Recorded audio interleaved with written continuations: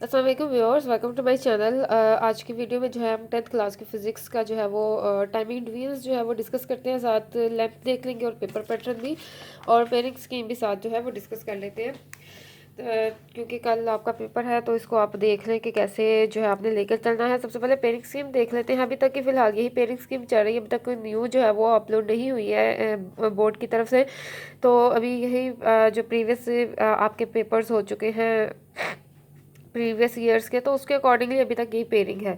ठीक है, तो आप देख लें। चैप्टर 10 में से 1 MCQ है, 2 शॉर्ट क्वेश्चन है और लॉन्ग क्वेश्चन नहीं आएगा। चैप्टर 11 में से 1 MCQ है, 3 शॉर्ट क्वेश्चन है और लॉन्ग क्वेश्चन 1 आएगा।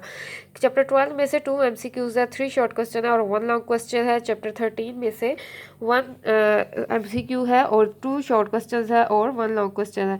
चैप्टर 14 में से 2 MCQs आएंगे, 3 शॉर्ट क्वेश्चन होंगे और 1 लॉन्ग क्वेश्चन। चैप्टर 15 में से 2 MCQs, 3 शॉर्ट क्वेश्चन और लॉन्ग क्वेश्चन नहीं होगा। चैप्टर 16 में से 1 MCQ है, 2 शॉर्ट क्वेश्चन है और 1 लॉन्ग क्वेश्चन है। 17 में से भी 1 MCQ और 18 में से भी 1 MCQ, 3 शॉर्ट क्वेश्चन है और 17 में से 1 लॉन्ग क्वेश्चन होगा और 18 में से ही आएगा।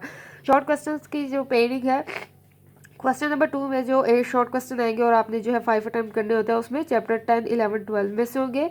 क्वेश्चन 3 में 13, 14, 15 में से। क्वेश्चन 4 में 16, 17, 18 में से। लॉन्ग क्वेश्चन जो है क्वेश्चन नंबर 5 जो है उसका पहला पार्ट जो है वो चैप्टर 11 में से होगा और बी पार्ट जो है 12 में से। 6 क्वेश्चन का 13 चैप्टर में से ए पार्ट आएगा, 14 चैप्टर में से बी पार्ट होगा।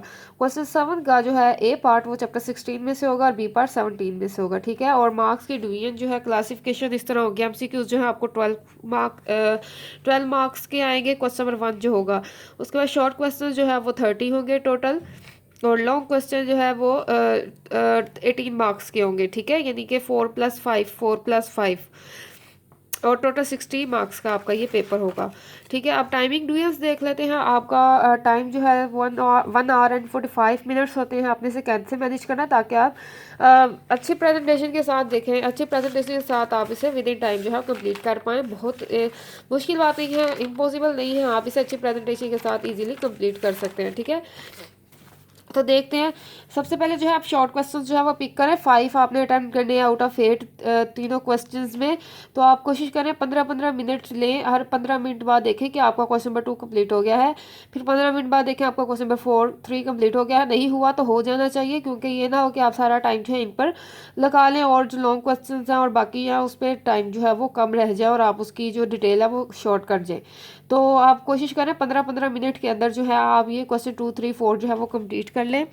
कोई आपने मार्जिन लाइन नहीं लगानी, कोई अंडरलाइन वगैरह नहीं करना। आप जस्ट प्रेजेंटेशन और हेडिंग के साथ लेके चलें और कंप्लीट करें।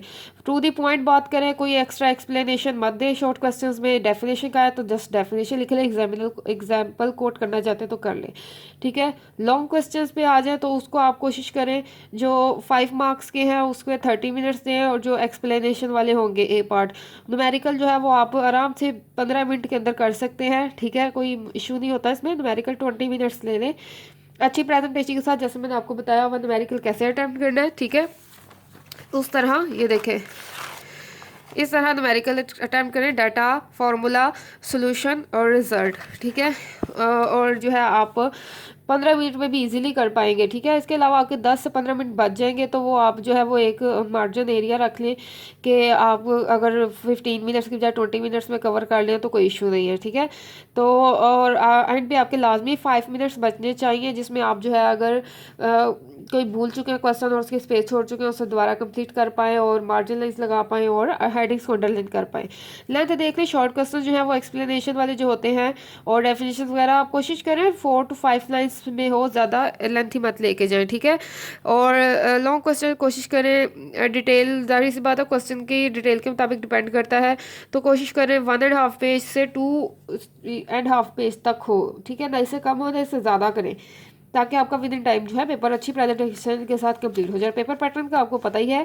क्वेश्चन नंबर 1 जो है वो MCQs का होगा 12 मार्क्स का। क्वेश्चन नंबर 2 जो है शॉर्ट क्वेश्चंस होंगे 8 आएंगे और आपने 5 सिलेक्ट करने हैं। क्वेश्चन नंबर 3 भी है शॉर्ट क्वेश्चन का, 8 में से 5 सिलेक्ट करने हैं। क्वेश्चन नंबर 4 भी शॉर्ट क्वेश्चन है, 8 में से 5 सिलेक्ट करके आपने आंसर देने हैं।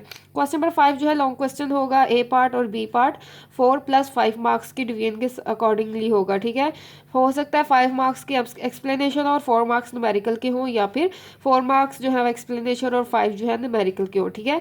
तो क्वेश्चन 6 भी है ए और बी पार्ट के साथ आएगा, क्वेश्चन 7 भी ए और बी के पार्ट के साथ आएगा। ज़्यादातर इस तरह होता है कि ए पार्ट एक्सप्लेनेशन वाला होता है कोई टॉपिक, और बी पार्ट में जो है वो न्यूमेरिकल होता है, ठीक है। अच्छा पेपर दें, अच्छा पेपर अटेम्प्ट करें, और वीडियो मेंशन ज़रूर कीजिएगा कि आपका पेपर इसी पेयरिंग स्कीम के अकॉर्डिंगली आया है। अगर ये कंफर्म हो गया तो मतलब फिर नेक्स्ट पेपर भी जो है वो प्रीवियस पेयरिंग स्कीम के मुताबिक ही चलेंगे, ठीक है। तो क्योंकि अभी तक बोर्ड की तरफ से कोई न्यू स्कीम जो है वो अनाउंस नहीं हुई, ये जस्ट अभी तक फेक न्यूज़ है कि न्यू स्कीम्स आई हुई हैं, तो अभी तक कोई बोर्ड ने ऐलान नहीं इसका किया हुआ। तो यही फ़िलहाल चल रही है, क्योंकि अभी 2 साल ही हुए हैं न्यू स्कीम को आए हुए। तो ज़्यादातर 5 साल जो है, हर 5 साल बाद स्कीम चेंज होती है, तो अभी फ़िलहाल यही चलेगी। कमेंट में ज़रूर बता दीजिएगा कि आपकी जो है अभी तक जो 2 पेपर दे चुके हैं इंग्लिश उर्दू के, उनकी स्कीम क्या वही पुरानी चल रही है, ठीक है। तो अपना ख्याल रखिए, अच्छा पेपर कीजिएगा। अल्लाह हाफिज़ गाइज़।